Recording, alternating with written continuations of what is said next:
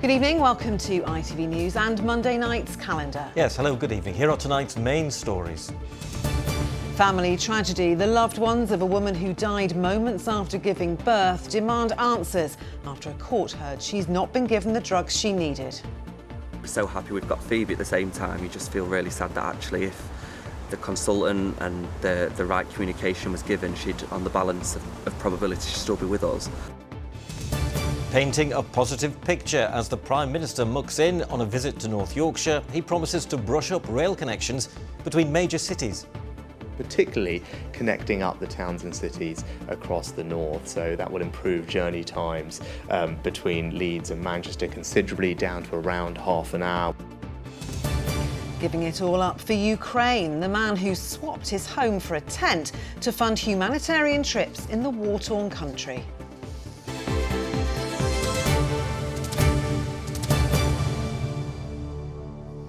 So, thank you very much for joining us. First tonight, a family's fight for answers after a 26-year-old Chesterfield mother died just moments after giving birth. Jess Hodgkinson went into cardiac arrest after her daughter was born by caesarean section 2 years ago.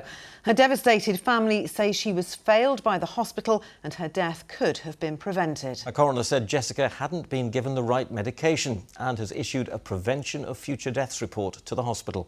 Adam Fowler reports. She was the most beautiful, warm-hearted person you'll ever meet in your life. Oh, she's just beautiful in every way. Everybody who met her loved her instantly. She just had a really warm, welcoming nature about herself. This is Jessica Hodgkinson. Thank you. And this is Phoebe, the daughter she saw for a few seconds but never had the chance to hold. Moments after Phoebe was born at Chesterfield Royal Hospital, Jess suffered a cardiac arrest and died. I was going to propose to her at the baby shower, yeah. I wanted to spend the rest of my life with her. So from that evening, my life changed completely. Jess had a condition known as KTS, or Klippel-Trenaunay syndrome, and should have been receiving a drug called tinzaparin right up to the birth. But that didn't happen, and after raising a series of concerns, a coroner issued a special report to Chesterfield Royal Hospital NHS Foundation Trust to try and prevent further deaths. The lack of communication, the fact that she wasn't given such an important but standard drug, you know, it's a bittersweet moment really, because although you were so happy we've got Phoebe at the same time, you just feel really sad that actually if the consultant and the right communication was given, she'd, on the balance of probability, she'd still be with us. And so it's a real bitter pill to swallow. I'm so mad. I'm mad with the fact it's just a simple drug and she should have been on it and she should have been still here. In a statement, the Trust says, "We offer our sincere and heartfelt condolences to the family. We've responded to the coroner and put in new processes to prevent similar problems in the future. And in line with our normal processes, we've expressed in writing our apologies for the failings found to Jess's family." But the family says there's been little communication. We've had no apology. They've not really been in touch or done any checking calls with us about Phoebe, about the care or anything like that. So we feel really let down as a family. An investigation is now being led by lawyers, and the family are keen that women who live with KTS make sure they get the drug they need if they get pregnant. All the while, 2 years on, they still cope with life without Jessica. I've never suffered with PTSD or depression in all my life, but obviously losing your children, how we lost Jess, it's broke my heart. It's hard to come to terms with, and the main thing that Phoebe's without her mother, it's heartbreaking. Phoebe is cherished by her family, but can anything ever compensate for the mum she'll never know? Adam Fowler, ITV News, Chesterfield.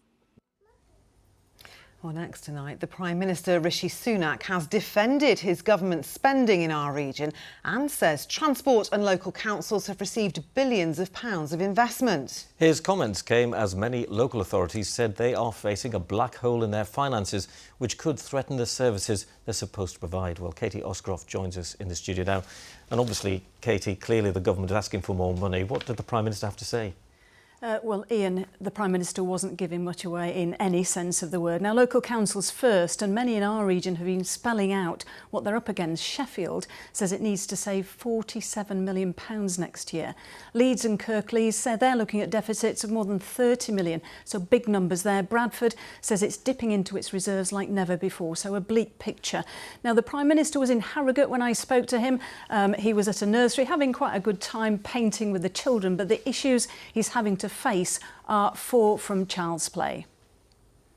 The reality in the north is that local councils are strapped for money. Sheffield Council is £47 million short. You've got a swimming pool, Halifax hasn't got a swimming pool. You are going to give councils more money, aren't you? Councils have received more money. Actually, something called core spending power, which is how we measure how much money councils are getting, is increasing at almost record levels this year. So that's more support that's gone into councils, and particularly for social care, in fact. Well, Rishi Sunak told us last year when he wanted to become Prime Minister that he would improve connectivity, didn't he? So what did he have to say about that? Well, yeah, Ian, this, remember, all started with chaos on the network. 2 of the rail operators which serve our region were nationalised. Now, he talked about plans which are already in place, such as revolutionising the journey from here across the Pennines. But he was forced to admit that no one's going to notice the difference for some time yet. Record amounts of investment that's going to go into improving rail connectivity across the north. Now, obviously, those investments will take time to deliver, but the plans are there, the funding is there, because I think it's absolutely right that we can move amongst our northern towns and cities. Well, Labour's response to all this, they've long talked about the need to make improvements to transport very quickly in order to improve the prosperity of our region. And on councils, well, he says they should simply be properly funded because of the services that they're forced to provide. Katie, thank you very much indeed. Now, still to come on the programme tonight, the pride among the heartache. We'll be looking to the future after yesterday's World Cup final, plus a standing ovation for Bradford's Cricket World Cup winners, who've been given the freedom of the city. And weather-wise, some nice settled weather over the next few days, a couple of showers and hopefully some nice, relatively warm air heading into our neck of the woods. All the details weather-wise coming up.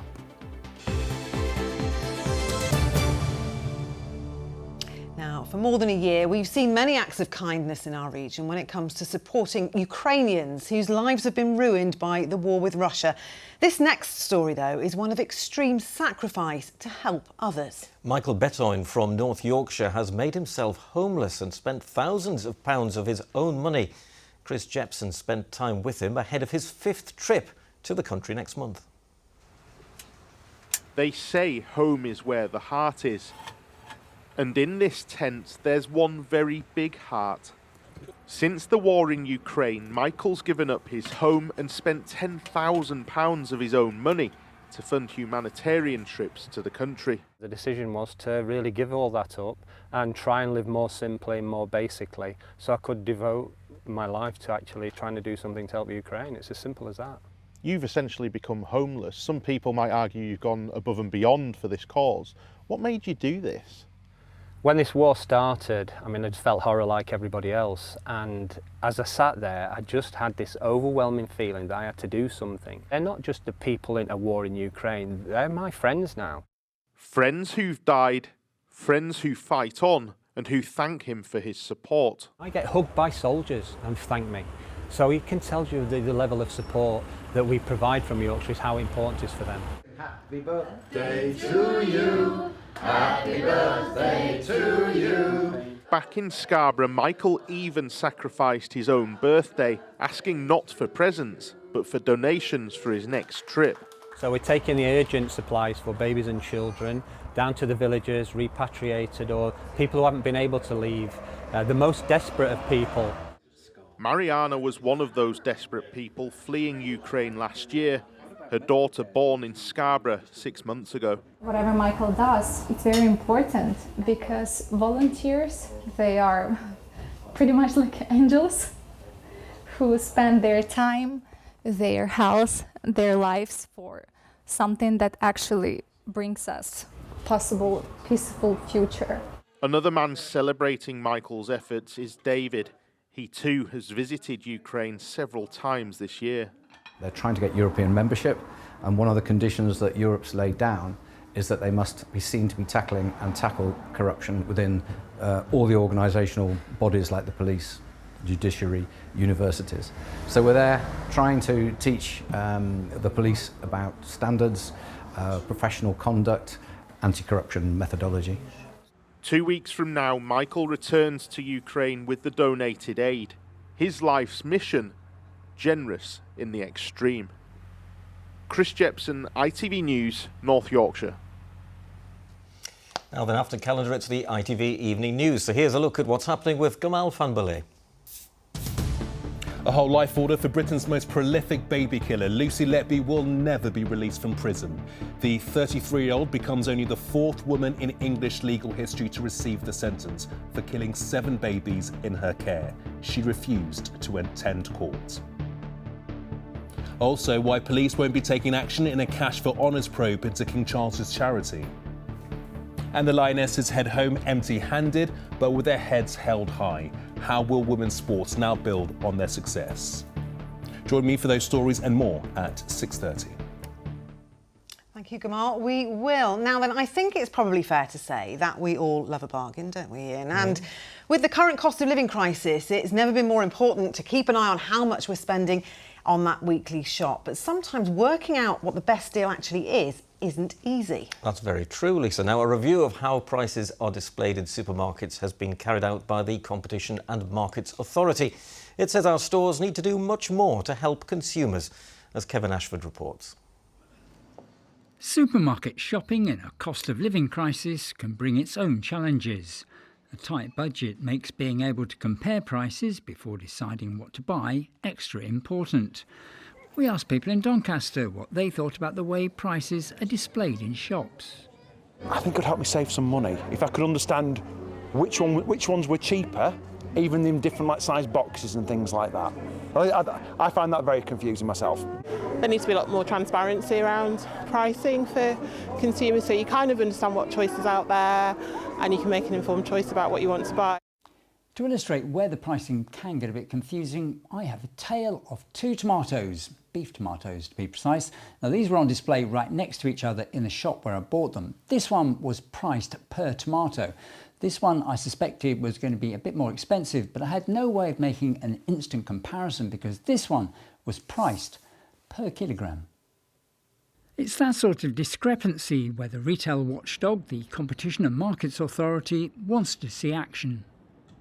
Our report has found some issues with what the law says about unit pricing.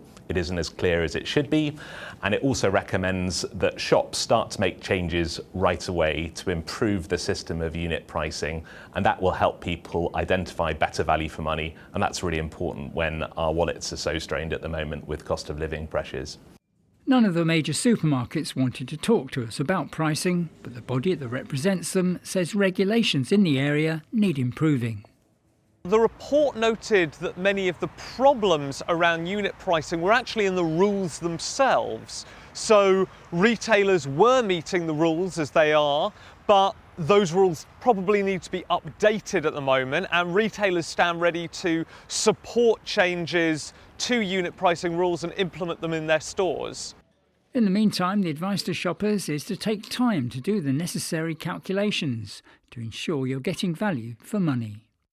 Don't get sucked in by the big flashy prices. If it's the big price on a big yellow label, for example, or on a big bright coloured label, and that's the immediate price you see, don't assume that that makes it the right price. So do have a look at the unit prices where they're available to you, and you might have to do a little bit of maths. The government says it plans to begin a consultation on the way goods are priced in the autumn. Kevin Ashford, ITV News. Really interesting. Just shows you do need to shop around. You do? Very good. Now then, it's time for some sport and a story of pride among the disappointment.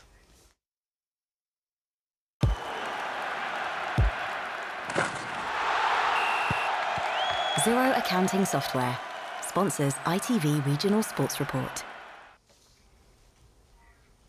Chris is with us. Oh, Chris, that picture, Millie. Oh, it breaks my heart. We were so close. Where did you watch it all unfold? Yeah, I was outside the newsroom, actually. I was working yesterday. What about you guys? Where did you watch it? I assume you watched I was it. playing cricket. I was playing cricket, so we were half watching it and half listening to it on the radio while playing cricket as well. But blow for women's sport ourselves. You were playing cricket? I was playing cricket, yes. Oh, well done you. Multi-talented is our Absolutely, Lisa, you know, isn't I she? do my Yeah, it best. wasn't quite the party we were all hoping for, was it? But still, reaching a World Cup final is no mean feat. Never before have an England women's football team reached such heights. Sadly, it was just one hurdle too far for the Lionesses. But what does this mean for the future of the game, and what will be the legacy for the Lionesses? From tears to cheers. Leaving their hotel today, England's footballers can reflect on a job well done. For birthday girl Millie Bright from Killemarsh, a World Cup would have been the perfect present, but short-term pain will nevertheless lead to long-term gain. A lasting paw print for women's football should be these Lionesses' legacy. Look, we got to a World Cup final. Oh God, I'm really getting emotional. This group of girls has been amazing involved in this, and hopefully we've still managed to do a nation proud. At Killemarsh Dynamos, where the Lionesses captain sharpened her claws as a cub, youngsters were out dreaming of becoming the next Millie Bright. It's really good to see that if they can do it and they've started off in a team like this, we can get that far. Normally girls are not very included in things, but now we've got football and everything. I'm still really proud of them. One day I want to be in like Millie Bright. There's no question the women's game is on an upward curve. Over 75,000 watched yesterday's game in Sydney, and there were millions more watching on screens back home, like this one at Devonshire Green in Sheffield. It's an exciting time for those currently involved in the women's game. You see how many young girls around here now, young boys, young girls, and families out. I think this will really set, the country up. Yeah, it's disappointment, but actually, if you look at the bigger picture, I think this shows a little bit of success in the progression of the women's game, and that's what we've got to hold on to. For former Lionesses like Jill Coulthard from Doncaster, who played over 100 games for England, it's welcome recognition. The thing is as well, Chris, it's not just the girls. You're seeing little boys having, the women's names on the back of their shirts. That's absolutely fantastic. I mean, to see the crowd, honestly. I mean, I went to a place at Batley yesterday just to watch it, and there was a little baby there, couldn't have been 6 months old, got an England shirt on and got a name on the back, and I thought, wow, look at that. Mesmerised. The Lionesses flew out of Australia without the World Cup. For some, it's unclear whether they'll get another chance to win it. But thanks to their achievements, anything could now be possible for the next generation of Lionesses. Oh, I'll let you into a little secret. Actually, my mum's called Millie.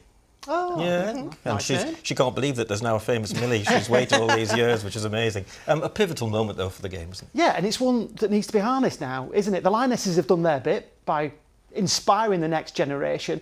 Now it needs others to invest in the game, so it's not a wasted opportunity. Well, of course, it's the grassroots that would hugely benefit from any form of investment. And one club which has already produced a superstar Lioness is Killemarsh Dynamos. Captain Millie Bright started there, and that's where our reporter Helen Steele is this evening. Helen, have those girls behind you got over that disappointment at yesterday yet?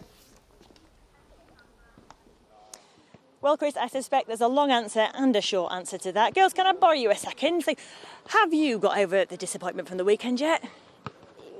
Still a bit disappointed? Yeah. Yeah? So that's your short answer. However, if I can just borrow you a second. So when they... Oh, look at that, I stopped the ball. When the final whistle went and they didn't win, did you think, oh, I don't want to play anymore? No, I actually learned from it and thought if I do lose, I just need to improve on it and try and win next time. And even if England won, they've still got past where they did last time. That's the furthest they've got in like 50 years. So.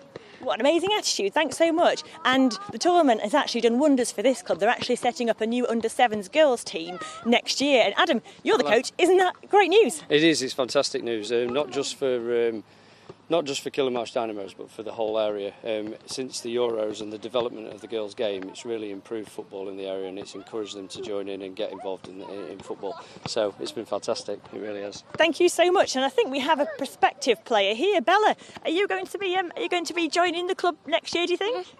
Yeah. Yeah? Do you like football? Yeah. Does your sister play here, I think? Yeah. Do you like watching her?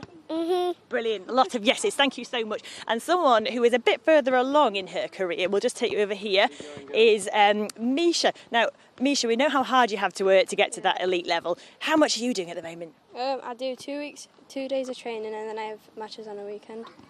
Yeah, and there's a plan for you possibly to play with Millie, is that right? Yeah, if I make it in time, then I can play with her for a bit. Brilliant. And you're enjoying it still, aren't you? Yeah, I'm enjoying football. I've been playing since I was 4 and I still enjoy it. Fabulous, thank you so much. And of course, we can't do it without the mum, so I'm just going to take you over here to Misha's mum, and that's Donna. So, Donna, she's in actually playing in a boys' team at the moment, and you say there is a stigma with that. Do you think this will help I think so. With all the promotion and things that the women's game's got and how well they've all done, I think it's going to help it massively. I mean, she's been playing since 6, so we've had boys that have laughed because there's been a girl in boys' team, but it is changing, and I'm hoping it does it really quick. Fabulous, not anymore. Thank you so much. So obviously a loss at the weekend, but a big win here for women's football.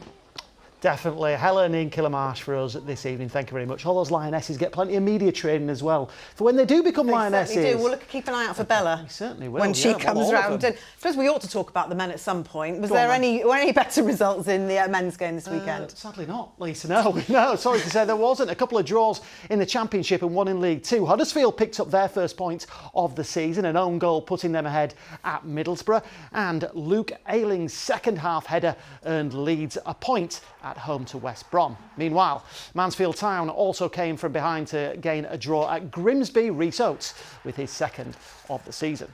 The York Valkyrie retained their Women's Super League Leaders' Shield with victory over Wigan. And that's your lot from me. A lot from you. Thank you, Chris. It was. You're welcome. Later. I'm exhausted. Staying with the sporting theme, we end tonight's programme with 3 Yorkshire cricketers who were honoured with the Freedom of Bradford. Yes, Johnny Bairstow and Adil Rashid were part of England's one-day squad that won the World Cup in 2019. And you might remember that incredible super over, which is, if you don't know, kind of extra time in cricket. Harry Brook, who was born in Keighley, made up the trio as he was recognised for his part in England winning the 2020 World Cup last November. Arif Ahmed reports. England cricketers Johnny Bairstow, Adil Rashid and Harry Brook were honoured with the Freedom of Bradford at a ceremony in the City Chambers this morning.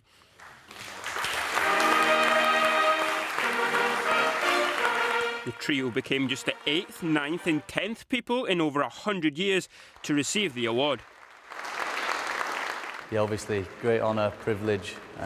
Obviously, this is a big award as well, so to have done it in my hometown as well is, it's really nice, and yeah, this winter's been epic.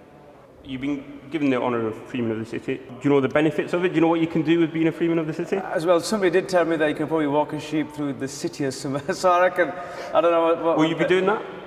I need to buy a sheep first, so I think once I buy a sheep I might have to walk through the city, but we'll see. Johnny and Adil, who are born and raised Bradfordians, have been recognised for the part they played in helping England win the one-day World Cup in 2019. Harry, born in Keighley, was part of the squad that won the T20 World Cup last November. It's a rare conferment of an honour by the City of Bradford in recognition of people achieving something above and beyond the normal achievements of man. The next generation of local cricketers then had the chance to show off their skills to the World Cup winners during a session in Centenary Square. It's amazing, it's a good privilege to have a good opportunity to play in front of them. It's cool to watch them on TV and then to see them play here. We were inspired by the generation before us, and that's exactly what we're trying to do for the young boys and girls that are playing outside at the moment, that are playing club cricket. Hopefully you're able to inspire one of them to go on and be the next Adil Rashid, Harry Brook, etc. The trio will have the chance to inspire even more kids in the coming months as they look to retain their World Cup titles. Arif Ahmed, ITV News, Bradford. Very good. And if you're in Bradford, keep an eye out for Adil Rashid driving his sheep along through the street. Could be very interesting. It could be. Now then, let's get the weather forecast for sheep and the rest of us. Here's James Wright. Good visibility on the horizon. TUI sponsors ITV Yorkshire Weather. Hello there, good evening. After a fine start of the day, we saw some nice warm sunny spells through the afternoon, a couple of showers knocking around, and actually it's the high pressure to the south of us that means that we've had just a few light showers rather than anything heavier. That high pressure through Thursday starts to collapse, and it means that Thursday and Friday set to be a little more unsettled and a little more uncertain. It's not quite clear whether we're going to see just a few more showers or whether we get a little heavier rain. But this evening, we certainly think we'll see a few showers pushing through, one or two sharp ones, a little bit of a trough that's pushing through. Once that goes, back to clear spells and clear skies overnight. Still quite breezy, and that's kind of quite useful. It means that whilst it'll be nice and mild with lows of 14 or 15 Celsius, it shouldn't be too uncomfortable for sleeping. Tomorrow then, not a bad start to the day. Lots of sunshine around early on. Once again, bit of fair weather cloud bubbles up, and I think we'll see a few more showers sneaking into our neck of the woods. Possibly one or two slightly more moderate bursts, but if you can stay dry out of that breeze, which will certainly be noticeable, it's actually going to feel quite nice with highs of around 22 to 24 Celsius and maybe a degree down on today. Wednesday, high pressure very nearby. I think we'll pick up a bit of extra cloud. You can see that feature out towards the west. I think that'll throw a bit more cloud into our neck of the woods, but highs 23 or 24 Celsius, so up on where we'd expect for this point in August. As far as what happens next, like I say, a little bit uncertain. I think certainly more showers towards the end of the week, a risk of seeing a bit more rain, and temperatures slowly cooling off. Have a good evening. TUI sponsors ITV Yorkshire Weather. Thank you very much, James. Doesn't look too bad for the rest of the week. No, fingers crossed. Let's hope so. Anyway, that's it for now. I'll be back with our late news after news at 10. Gamala's next, but from Lisa and me, have a good evening. Good night. Bye-bye.